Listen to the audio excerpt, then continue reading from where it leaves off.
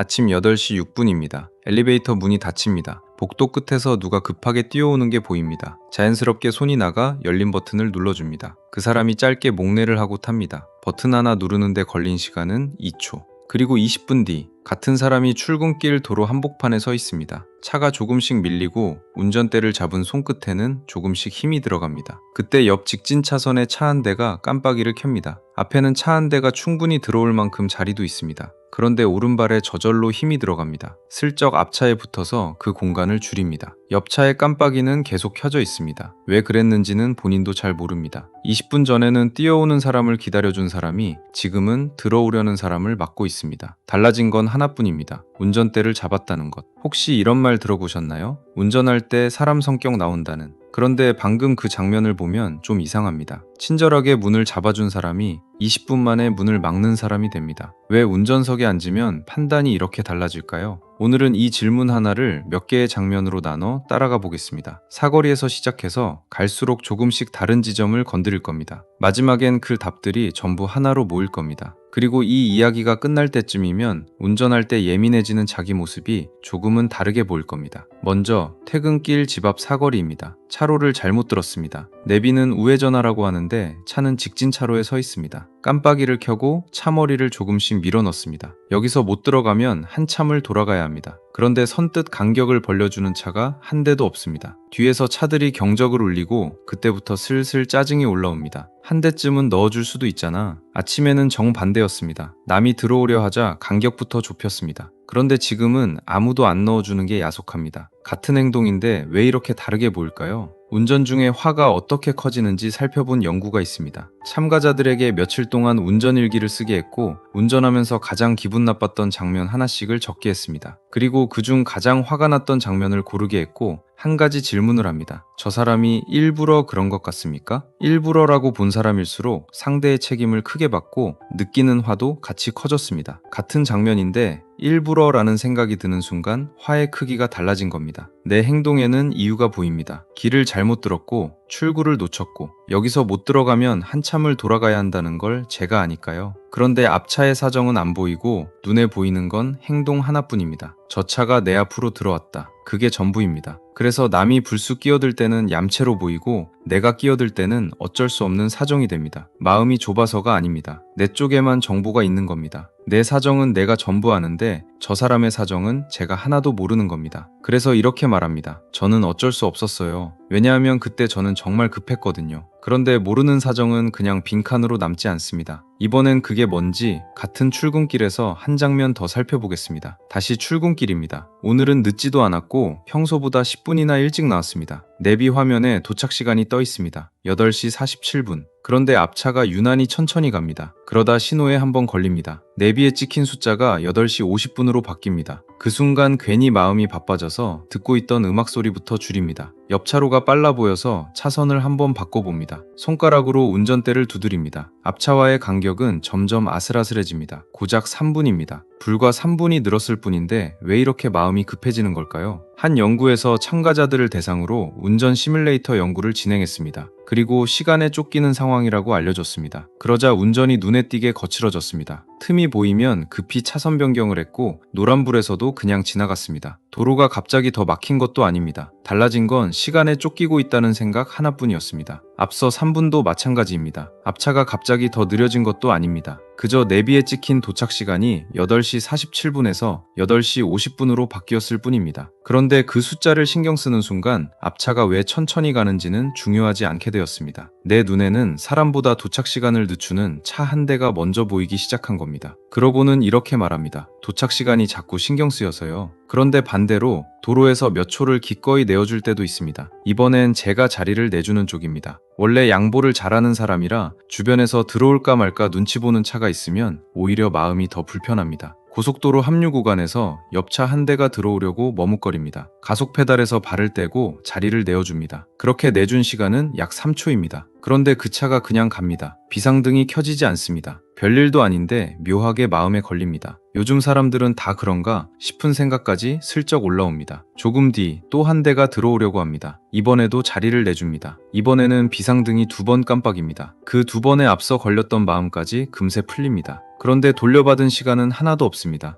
3초는 그대로 3초입니다. 시간은 똑같이 내줬는데 왜 기분은 달라졌을까요? 아까 서운했던 건 3초를 잃어서가 아니었습니다. 내가 자리를 내줬다는 걸 상대가 알아주지 않은 것처럼 느껴졌기 때문입니다. 도로에서는 서로 주고받을 수 있는 말이 많지 않습니다. 고맙다는 인사도 미안하다는 사과도 대부분 짧은 신호 하나에 담깁니다. 그래서 비상등 2번이 켜지면 내가 내준 걸 저 사람도 알고 있구나 싶습니다. 반대로 아무 신호도 없으면 내가 건넨 말이 대답 없이 끝난 것처럼 묘하게 남습니다. 그러다 어느 순간 버릇이 하나 생깁니다. 한 대를 넣어주고 나면 뒷범퍼를 한 번 더 보게 됩니다. 비상등이 켜지는지 확인하는 겁니다. 안 켜지면 또 혼자 서운합니다. 3초를 한 번 내줬는데 마음에서 또 3초를 한 번 더 쓰는 셈입니다. 그러고는 혼자 이렇게 생각합니다. 바라고 양보한 것도 아닌데요 뭐. 그럼 비상등 2번이 왜 그렇게 의미가 있는 걸까요? 이유는 단순합니다. 운전할 때 앞차에서 실제로 뭐가 보이는지 떠올려 보십시오. 뒷유리가 보입니다. 번호판 숫자가 보입니다. 짙게 붙인 선팅도 보입니다. 그런데 표정은 보이지 않습니다. 목소리도 들리지 않습니다. 미안한 표정을 짓고 있는지 당황해서 어쩔 줄 몰라 하는지도 알 수 없습니다. 눈에 남는 건 결국 행동뿐입니다. 끼어들었다. 늦게 출발했다. 내 앞을 막았다. 저 사람이 오늘 처음 이 길을 달리는 건지 우리는 모릅니다. 출구를 놓쳐서 당황하고 있는 건지도 모릅니다. 뒷자리에 아픈 아이가 타고 있는지 방금 어떤 전화를 받고 급하게 나온 건지도 알 수 없습니다. 우리가 확실히 아는 건 하나입니다. 저 차가 방금 내 앞에서 뭘 했는지. 그러다 보니 도로에서는 사람보다 행동이 먼저 보입니다. 한 연구에서 사람들에게 최근 화가 났던 일 2가지를 떠올리게 했습니다. 하나는 운전하다 겪은 일이었고 다른 하나는 운전과 상관없는 곳에서 겪은 일이었습니다. 두 상황을 비교해보니 차이가 보였습니다. 운전하다 화가 났을 때는 저 사람이 저렇게 해서 화가 난 거다 하고 원인을 상대에게 돌리는 경우가 더 많았습니다. 상대와 말이 통하지 않아서 답답했다는 반응도 더 많이 나왔습니다. 상대를 일부러 나쁜 사람으로 보는 게 아닙니다. 그 사람이 왜 그랬는지 판단할 수 있는 정보가 너무 적어서 그렇게 보이는 겁니다. 그런데 여기서 한번 시선을 반대로 돌려보겠습니다. 상대만 그런 게 아닙니다. 나도 똑같습니다. 내가 미안해서 손을 한 번 들어도 뒷차에서는 그 손이 안 보일 수 있습니다. 길을 잘못 들어서 급했다는 것도 아까부터 계속 끼어들 타이밍을 놓치고 있었다는 것도 상대는 알 방법이 없습니다. 나에게는 사정이 있었지만 상대에게 보인 건 내 차의 움직임뿐입니다. 급하게 끼어든 차, 앞차에 바짝 붙는 차, 조금만 늦어도 조급해하는 차. 그러니 다른 사람 눈에는 나도 그냥 이렇게 보일 수 있습니다. 성격 급한 사람. 그런데 문제는 여기서부터입니다. 모르는 사정은 그냥 빈칸으로 남지 않습니다. 사람은 그 빈칸에 자기 나름대로 이유를 붙입니다. 일부러 저러는 거야. 원래 저런 사람이야. 그리고 운전할 때는 이런 결론이 꽤 빨리 나옵니다. 운전하는 동안에는 신경 쓸 게 많습니다. 몇 시에 도착할지, 어느 차선으로 갈지, 지금 들어가도 될지, 신호가 바뀔지, 뒤에 탄 사람은 괜찮은지, 이걸 계속 판단하다 보면 앞차가 왜 저렇게 움직였는지까지 살펴볼 여유는 줄어듭니다. 내가 신경 써야 할 건 많아지고 상대의 사정은 점점 뒤로 밀립니다. 그럼 이럴 때는 어떻게 하면 좋을까요? 거창한 건 필요 없습니다. 결론을 딱 3초만 늦춰보는 겁니다. 혹시 출구를 놓쳤나? 처음 와보는 길인가? 정말 그런지는 알 수 없습니다. 맞는 이유를 찾아낼 필요도 없습니다. 상대를 이해해주자는 이야기도 아닙니다. 그저 내가 모르는 사정이 있을 자리 하나만 남겨두자는 겁니다. 앞에서 본 운전일기 연구에서도 상대가 일부러 그랬다고 생각한 사람일수록 화가 더 커졌습니다. 그러니까 화를 억지로 없애려 하기보다 일부러 저랬다는 결론부터 조금 늦춰보는 겁니다. 순간적으로 기분은 상할 수 있습니다. 그래도 그 기분을 집에 도착할 때까지 끌고 갈 일은 분명 줄어들 수 있습니다. 다시 아침 8시 6분입니다. 엘리베이터 문을 잡아준 그 사람은 원래부터 친절했습니다. 운전대를 잡았다고 갑자기 나쁜 사람이 된 건 아닙니다. 그때는 뛰어오는 사람이 보였습니다. 급한 표정도 보였고 가쁜 숨소리도 들렸습니다. 그러니 생각할 것도 없이 손이 먼저 나갔습니다. 그런데 도로에 나오면 그런 것들이 보이지 않습니다. 앞에 남는 건 차 한 대와 뒷유리뿐입니다. 성격이 바뀐 게 아닙니다. 보이는 게 줄어든 겁니다. 그리고 이건 내일 아침에도 똑같을 겁니다. 앞차가 답답해 보일 수도 있고 누군가 갑자기 내 앞으로 들어오면 순간적으로 신경이 쓰일 수도 있습니다. 그럴 때는 딱 하나만 떠올려 보세요. 운전석은 사람의 본성이 튀어나오는 자리라기보다 서로의 사정이 잘 보이지 않는 자리일 수 있다는 것. 그러니 다음에 누군가 갑자기 내 앞 공간으로 들어온다면 한 번쯤 이렇게 생각해 보는 겁니다. 나는 지금 저 사람의 사정은 빼놓고 뒷유리만 보고 있는 건 아닐까? 물론 그 사람에게 정말 어떤 사정이 있었는지는 알 수 없습니다. 다만 모르는 이유를 너무 빨리